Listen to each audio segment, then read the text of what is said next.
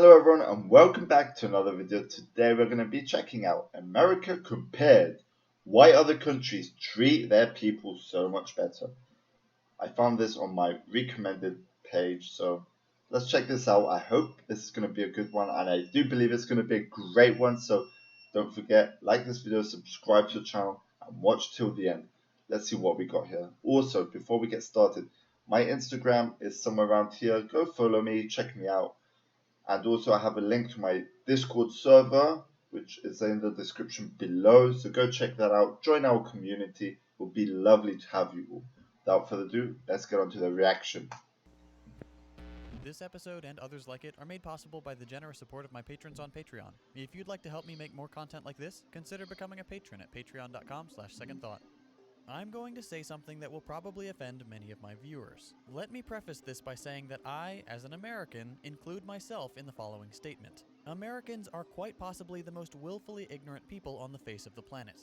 We have access to the sum total of all human knowledge, yet our understanding of the world rarely extends beyond our own country. And even then, the majority of Americans believe in a vision of the country that does not actually exist. It's not that we're stupid, we just tend to blindly accept that the US is the greatest place on Earth, and therefore don't see any reason to educate ourselves about the realities of the rest of the world. In this episode, we're going to pull back the curtain on how America actually compares to other countries, and consider why the richest country on Earth fails to treat its people with dignity and fairness. I'm going to provide a list of important topics, then for each item we'll compare the American experience with that of citizens from other nations. Hopefully by providing a side-by-side comparison, you'll be able to see the stark contrast between how most Americans see their country and how it really stacks up against the competition. To give you an idea of just how skewed the American perception of our country really is, let's start with a pretty shocking example. Compensation for what are considered low-skilled jobs. We'll take the quintessential American company, McDonald's. McDonald's is the world's largest restaurant chain by revenue. It operates in over 100 countries and serves over 69 million customers every day. As of What? 69 million customers. I did not know that it was that big of a number, bro. Oh my god. 2018, McDonald's was the second largest private employer, with 1.7 million employees, behind Walmart's 2.3 million. How many times have you heard someone refer to McDonald's jobs or workers in a derogatory manner?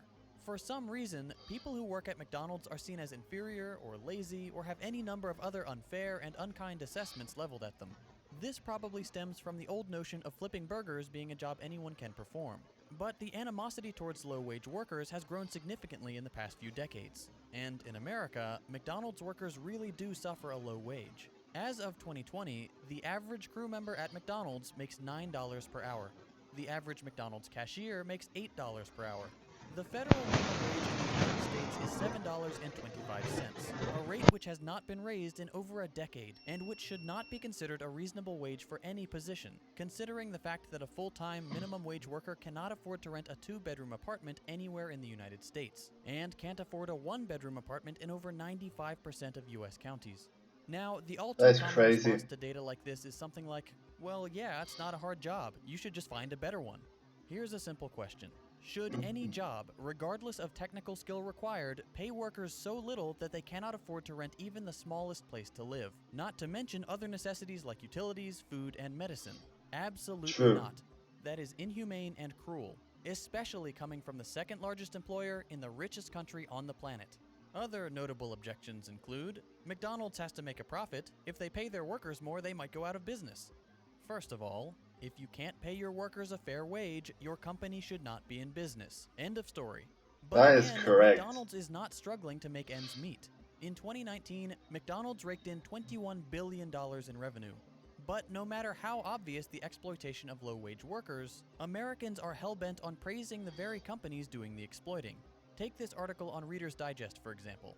It's titled, "This is what McDonald's workers really get paid."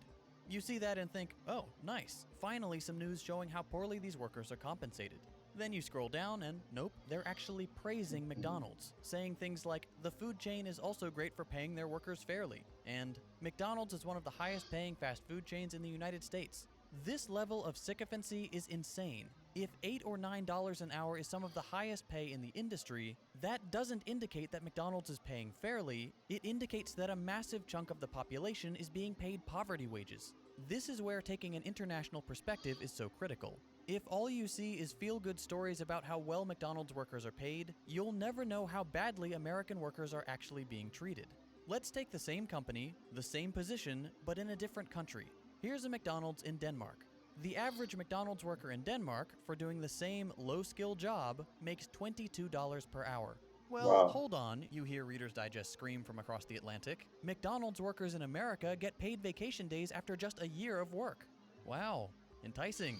In Denmark, when you're hired at McDonald's, not only are you making nearly 3 times what you would make in an American Mickey D's, you also instantly have access to a full year of paid family leave and a pension. No slaving away for a year to prove your value to the company. You're hired and you're treated fairly. Simple as that. McDonald's can afford to compensate all their workers like this, but they won't, because US laws allow them to exploit American workers to the point where they're basically slaves, earning the bare minimum to survive, paying all of their income and often going into debt just to pay rent, and having no way to escape this vicious cycle because they're working such long hours. This is the case across all of America's low-wage jobs, of which there are many. The plight of the low-wage worker is incredibly dire. That is so unfair, though, you know. I don't understand that. That is just BS, you know. All you have to do to understand that is look at how those same workers are treated in other wealthy countries. Let's move on to another topic, work-life balance. Fair wages are definitely part of this equation. If you're paid fairly, you don't need to work a second job, which will free up your time to be spent elsewhere. But we're going to focus on other metrics, specifically the length of the work week, vacation time, and parental leave. Let's start with the US. You know, us humans, we work 9 to 5 jobs, you know. We need some time to go out and explore the world. We can't just be working like every day, have no life. That is just sad, you know. That is sad stuff. You need a life, bro. You need to go out. Enjoy your life while you can. Americans would say that 40 hours per Unbelievable. week is full-time. That seems to be the general consensus. But, in keeping with the country's exploitative labor practices, the hilariously named Fair Labor Standards Act does not actually define what qualifies as full-time. That's left up to the employer. Okay, why does this matter? Well, think of your past part-time jobs. Did you get any benefits? Healthcare, 401k? Probably not. Most benefits, when they're offered at all, are reserved for full-time employees. Companies don't want to provide benefits because they affect their bottom line. America is all about cutting costs, and providing workers with fair compensation is a cost. So, imagine you apply for a full-time job at Best Buy. You're offered the job, but they tell you they only have part-time positions, but they can give you almost full-time. They make it sound like they're doing you a favor, offering you more hours than normal part-time. But this is just another example of employers exploiting their workers. If you work 37 hours per week, you're essentially a full-time employee, but they don't have to provide you any sort of benefits. No healthcare, no vacation, nothing. This is a common practice. Companies will hire people, but keep them just below the threshold for full-time to avoid providing fair compensation. That is I've bad. seen it happen. I used to work at Best Buy and they would do it all the time. And that's just the companies who are still trying to appear generous. Others will simply not offer benefits at all, or set their full-time positions at 50 or 60 hours per week.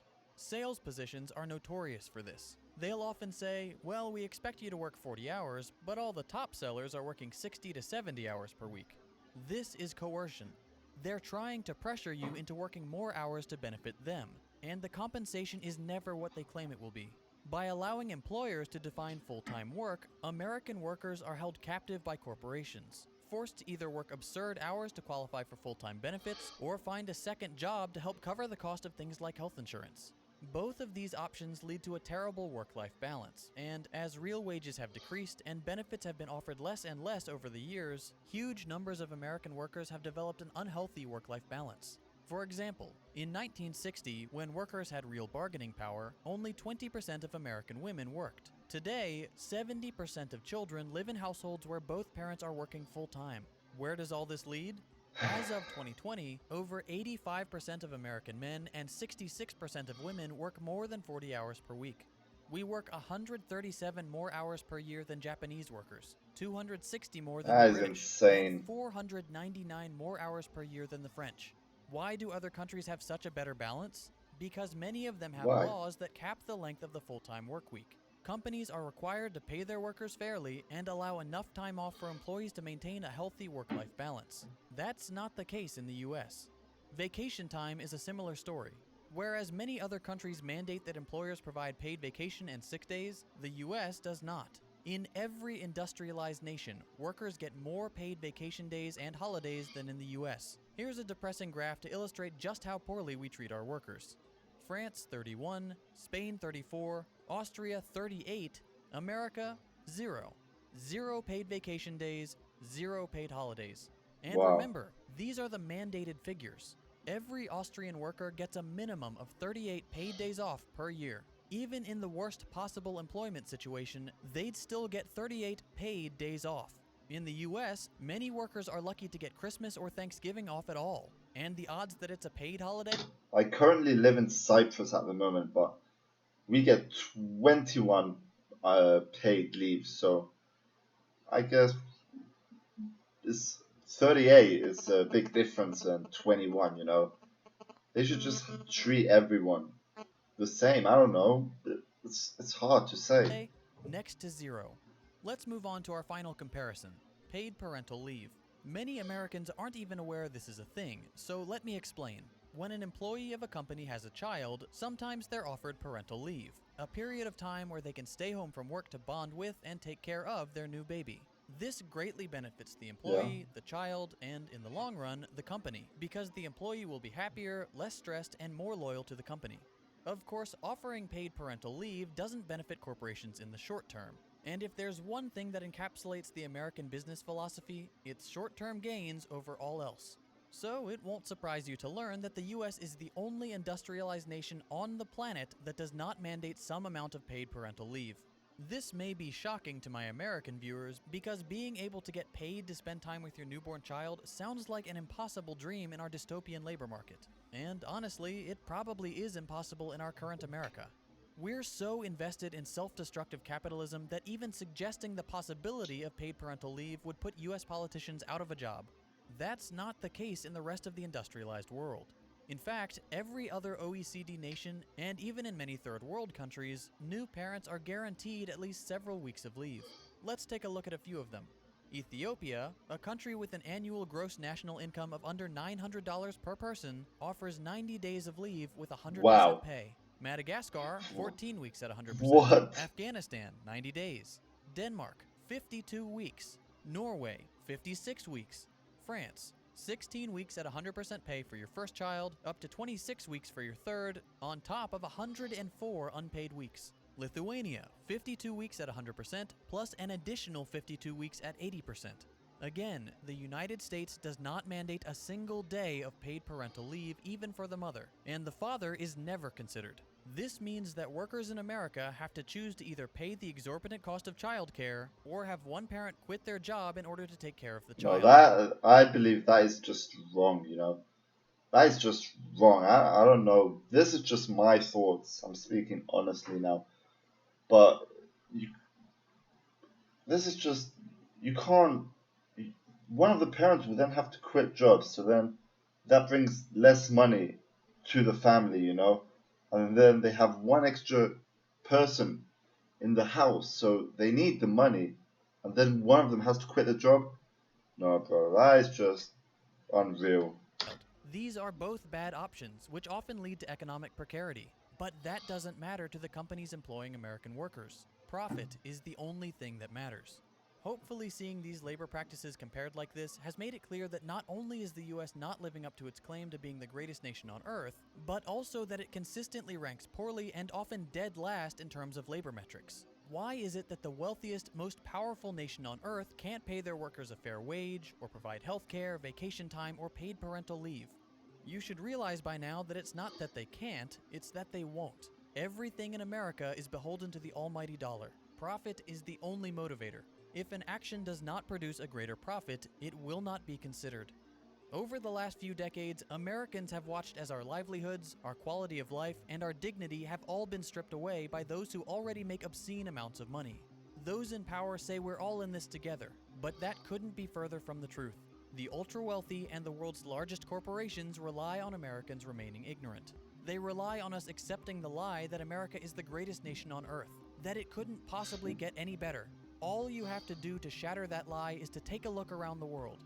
Other nations take care of their citizens. Even impoverished nations, or nations that we've bombed into oblivion, take better care of their people than the US does. American workers need to relearn the language of class struggle and work together to break the wheel of the capitalist machine. If we want to claim that the United States is the greatest place on earth, we need to make it that way. Wow, that was an interesting I story. mentioned at the beginning of this video that Wow. You know what? I want everyone to let me know your thoughts in the comments below. I truly want to check that out. Yeah, that is just mind-blowing stuff right here. Anyway, I hope you all enjoyed this video. It was a nice one. Don't forget, if you haven't liked this video already, go ahead, like the video, subscribe to the channel. It truly helps me out.